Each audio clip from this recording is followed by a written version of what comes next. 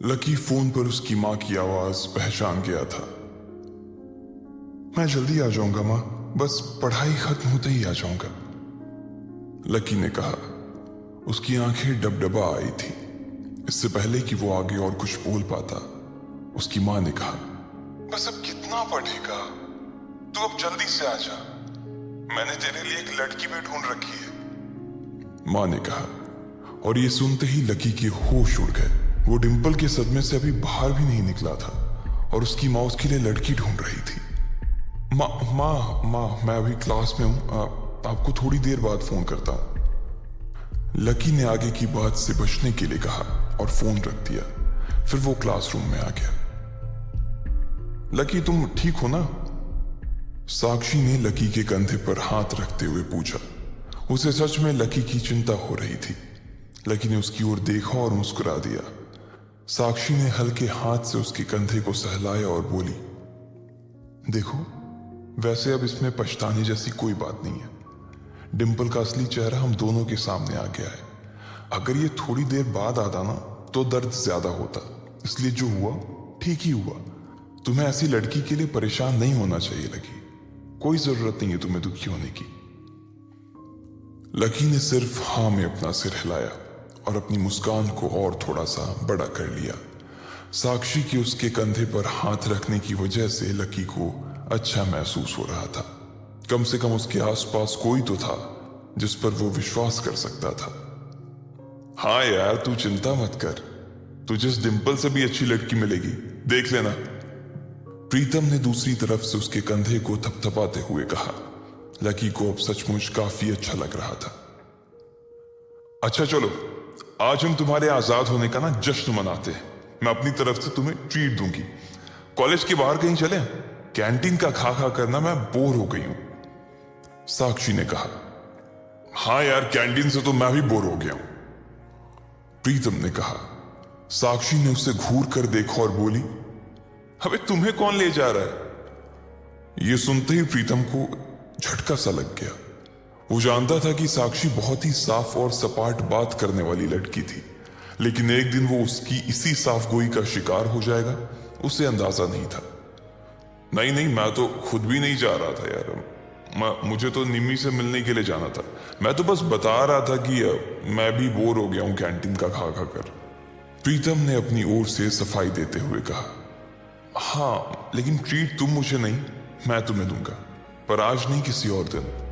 और इस बार हम उस चमन पाव भाजी वाले के पास नहीं जाएंगे, उससे थोड़ी दूरी पर सामने वाली लेन में जो रेस्टोरेंट है ना, सन एंड मून, वहां चलकर खाना खाएंगे, लकी ने कहा और अपनी जगह से खड़ा हो गया। साक्षी ने जब उसके मुंह से सन एंड मून का नाम सुना तो उसके कान खड़े हो गए। उसे उम्मीद नहीं थी कि लकी को डिंपल के जाने के बाद इतना बड़ा झटका लगेगा। जितना पैसा लकी 10 दिन में कमाता था, साक्षी ने सुना था कि सन एंड मून में उतना पैसा सिर्फ एक बार में ही पूरा हो जाता था। उसे विश्वास नहीं हो रहा था कि लकी इतना बड़ा कदम उठा लेगा। वो झिझक कर हंस पड़ी और बोली, हाँ ठीक है, मतलब ठीक है, मैं इंतजार करूंगी। वैसे तुम्हें एक बात बताऊं लकी, मैं ना अभी तक सन एंड मून के अंदर गई नहीं हूं। साक्षी के चेहरे पर हल्की सी शर्म आ गई थी। साक्षी को लगा कि लकी ने सिर्फ जज्बात में बहकर यह बात बोल दी थी कि वो उसे सन एंड मून में ट्रीट देने वाला था, लेकिन उसे मालूम नहीं था कि वो साक्षी को जिंदगी भर भी अगर वहां खिलाता तो भी उसकी जायदाद पर कोई असर नहीं होने वाला था। ठीक है तो फिर मिलते हैं, फिर बाय लकी, साक्षी ने कहा और वहां से निकल गई। इधर प्रीतम और उसके दूसरे दोस्त भी उसे अपने साथ लेकर कैंटीन की ओर आ गए। जैसे ही वो कैफेटेरिया में दाखिल होने वाले थे, अचानक से गर्वित रुक गया।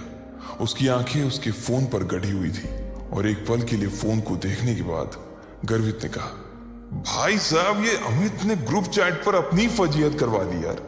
खोलो अपना ग्रुप चैट, खोलो अपना हॉस्टल वाला ग्रुप, देखो क्या लिखा है इसने। लकी और प्रीतम ने तुरंत अपना फोन निकाला और हॉस्टल वाला ग्रुप खोल लिया। हालांकि लकी ने हॉस्टल छोड़ दिया था और सिर्फ डिंपल की वजह से वो एक छोटे से कमरे में रहने के लिए आ गया था, फिर भी उसने हॉस्टल का ग्रुप नहीं छोड़ा था और न ही प्रीतम और गर्वित उसे ग्रुप छोड़ने देना चाहते थे। गर्वित की बात सुनते ही तुरंत लकी और प्रीतम ने अपनी जेब से फोन निकाला और देखा। अरे बाप रे, कितना बड़ा गधा है ये। लकी ने उन दोनों से कहा। अमित ने उस ग्रुप में एक मैसेज भेजा हुआ था जिसमें लिखा था, दोस्तों, आज से तुम्हारा भाई अमित सबके सामने ये ऐलान करना चाहता है कि तुम्हारा भाई फिर से सिंगल से मिंगल हो गया है। सबके सब जल्दी आओ हॉस्टल। आज का लंच तुम्हारे भाई की तरफ से। चलो अच्छा है, किसी को तो लड़की मिली। वैसे भी इसका अकेलापन झेला नहीं जा रहा था। लकी ने कहा, चलो चलो हॉस्टल चलते हैं, साले की आज जमकर खींचेंगे। प्रीतम ने कहा। गर्वित और प्रीतम तो आगे बढ़ गए, लेकिन लकी वहीं रुक गया था। वो उनके साथ आने में थोड़ा सा झिझक रहा था। अबे क्या हुआ, तू क्यों रुक गया? भूख नहीं लगी है? गर्वित ने पूछा। लगी है यार, पर तुम लोग जाओ, मैं यहीं कुछ खा लूंगा। लकी ने अपनी नजर बचाते हुए जवाब दिया। अरे अब यहां किसके साथ खाएगा? तेरे साथ खाने वाली तो भी किसी और के साथ खा रही है, इसलिए चलना भाई, हमारे साथ खा लेना। वैसे भी अमित ने पूरे ग्रुप को बुलाया है और पूरे ग्रुप में तू भी तो आता है। प्रीतम ने कहा। हां, पर लकी के पास इससे आगे कहने को कुछ नहीं बचा था। उसका मन तो उन दोनों के साथ जाने का बहुत कर रहा था, पर वो फिर से हॉस्टल नहीं जाना चाहता था। अब वो हॉस्टल का हिस्सा नहीं रह गया था, इसलिए उसे लग रहा था कि वहां खाना ठीक नहीं था। भाई मुझे मालूम है तू क्या सोच रहा है, लेकिन तुझे मालूम है कि हम क्या सोच रहे हैं? गर्वित ने कहा। क्या सोच रहा? लकी ने उत्साह में पूछा। प्रीतम और गर्वित दोनों मुस्कुराने लगे और लकी को देखकर बोले, आज के आज ही हम तेरा कमरा खाली कर देंगे। गर्वित ने कहा। क्यों क्यों खाली कर दोगे? लकी ने पूछा। क्योंकि तू फिर से हमारे साथ रहने के लिए आने वाला है साले। प्रीतम ने खुशी से उसके कंधे पर हाथ रखा और उसे खींचकर अपने साथ लाने लगा। लकी ये बात सुनकर खुश हो गया था। उसे लग रहा था कि डिंपल के जाने के बाद उस कमरे में वो अकेला हो जाएगा, लेकिन जब उसके ये दोस्त जिंदा थे तब तक वो उसे अकेले नहीं छोड़ने वाले थे। थैंक्स यार, तुम लोग हो तो मैं। इसके आगे लकी कुछ कह नहीं पा रहा था, लेकिन उसकी आंखों में दोस्तों के लिए प्यार साफ नजर आ रहा था। थोड़ी देर बाद जब वो तीनों हॉस्टल पहुंचे तो उन्होंने देखा कि एक लड़का और एक लड़की एक साथ एक पलंग पर हाथ पकड़कर बैठे हुए हैं। अरे अरे तुम लोग वापस आ गए?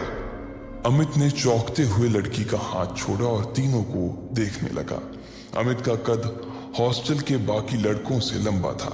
उसका शरीर दुबला और सुडौल था। वो खेल कूद में बहुत अच्छा था। बेबी, ये मेरे दोस्त हैं। दोस्तों, ये मेरी बेबी, मेरा मतलब है मेरी गर्लफ्रेंड है रोशनी, म्यूजिक सीख रही है। अमित ने कहा और रोशनी ने सबको हाई किया। फिर अमित बोला, रोशनी, ये मेरे रूममेट्स हैं, गर्वित, प्रीतम और लकी। लकी अब हमारे साथ नहीं रहता, लेकिन हमारे दिल में अभी भी जिंदा है लकी, है ना लकी? अमित ने थोड़े मजाकिया अंदाज में कहा।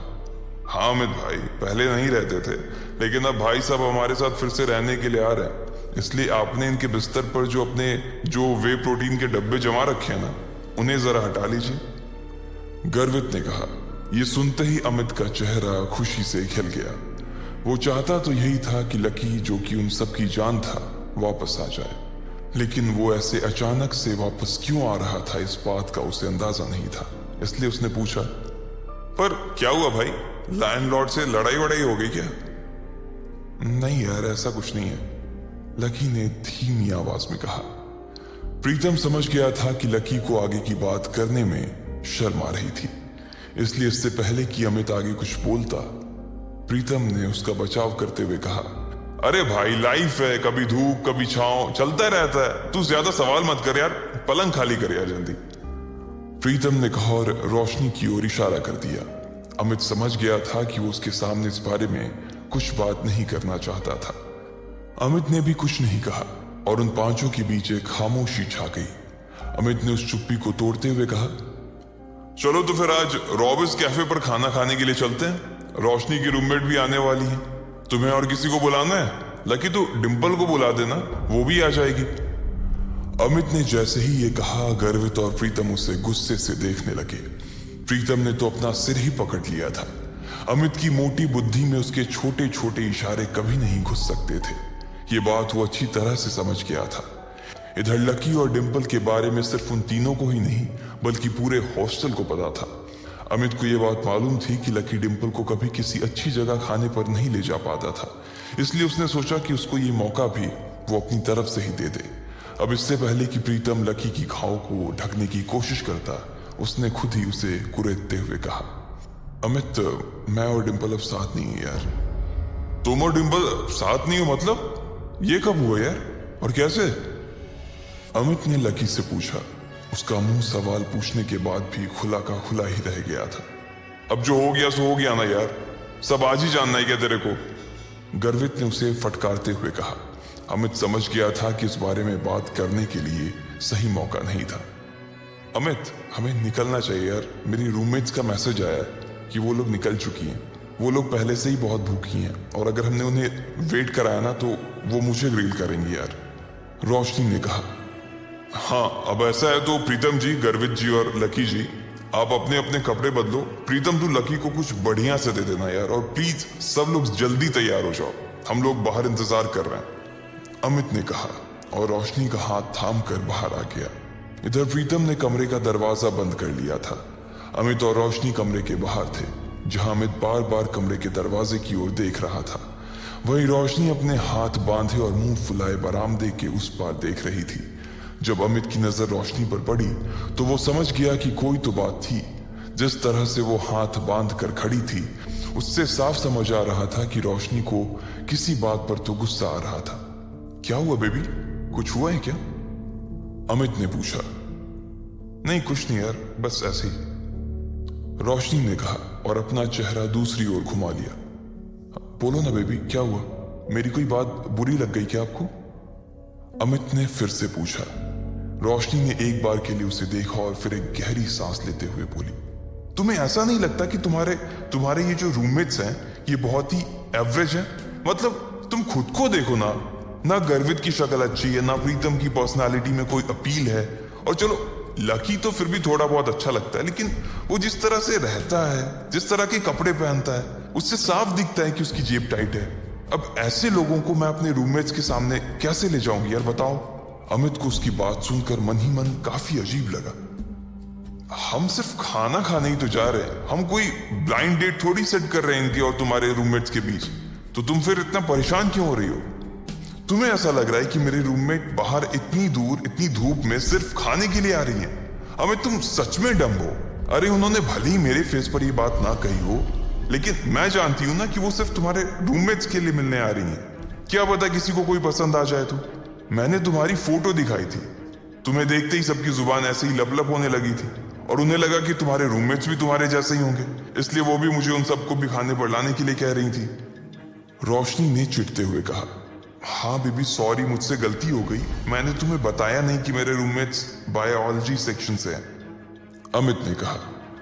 असल में वो था सपोर्ट कोटा से, लेकिन वहां पर जगह नहीं थी, इसलिए उसे लकी की डोरमेट्री में शिफ्ट कर दिया गया था। अब इससे मैं क्या करूं? तुम ये सब मुझे अब बता रहे हो।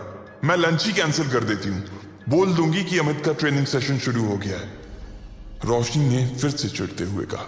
अरे नहीं यार नहीं, प्लीज ऐसा मत करो, अमित ने उसके आगे हाथ जोड़ते हुए कहा। अगर ऐसा हो जाता तो प्रीतम और गर्वित उसकी नाक में दम कर देते। वो दिखता पहलवान सा था, लेकिन उसे इन दोनों से बहुत डर लगता था। तो फिर ठीक है, अब वहां इनके साथ जो कुछ होगा ना, उसके लिए तुम मुझे ब्लेम मत करना प्लीज, रोशनी ने कहा। और इससे पहले कि अमित उससे आगे कुछ कह पाता, रोशनी का फोन बज उठा। हेलो, हाँ कोयल, अच्छा तुम लोग पहुंच गए? हाँ, इतनी भी क्या जल्दी है यार, जब तुम मिलोगे तो खुद ही देख लेना। अच्छा, तुम्हारे सिर पर चोट? अच्छा, ठीक है, हम बस आ ही रहे हैं, रोशनी ने कहा और फोन रख दिया। ये कोयल वही कोयल थी जो आज सुबह ही लकी से बैंक में टकराई थी। वो रोशनी की बहुत अच्छी दोस्त थी और इन सब में सबसे अमीर। इतने में गर्वित, प्रीतम और लकी कमरे से बाहर आ गए। इधर 3 सुंदर सी बन ठन के आई हुई लड़कियां एक टेबल पर पहले से ही बैठी हुई थीं। उनकी शक्ल, सूरत और कपड़े देखकर ये पता चल रहा था कि वो पैसे वाले घरों से थी। उनमें से एक लड़की का चेहरा छोटा और गोल सा था, आंखें बड़ी बड़ी और चमकीली सी थी। उन तीनों में सबसे सुंदर वही थी। कोयल, तुम्हारे सिर पर लाल सा क्या लगा हुआ है? कहीं कोई चोट वोट लगी थी क्या? एक लड़की ने कोयल से पूछा।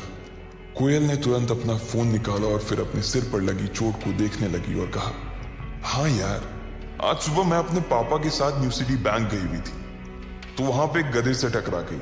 इतना बेवकूफ आदमी ना मैंने अपनी जिंदगी में नहीं देखा। मन तो कर रहा था उसका मुंह नोच लूं। कोयल ने कहा। अब इधर कोयल लकी को कोस रही थी, जबकि दोनों इस बात से अनजान थे कि फिर से उनका सामना होने वाला है। आखिर क्या धमाका होगा जब कोयल और लकी फिर से एक दूसरे के सामने आएंगे। क्या वो लकी की इंसल्ट करेगी, वो भी उसके दोस्तों के सामने, या फिर लकी उससे इस बार जवाब देगा? इन सारे सवालों के जवाब अगर आप जानते हैं तो कमेंट बॉक्स में कमेंट करके हमें भी बताएं, और आगे की कहानी के लिए सुनते रहें लखपति, सिर्फ पॉकेट FM पर।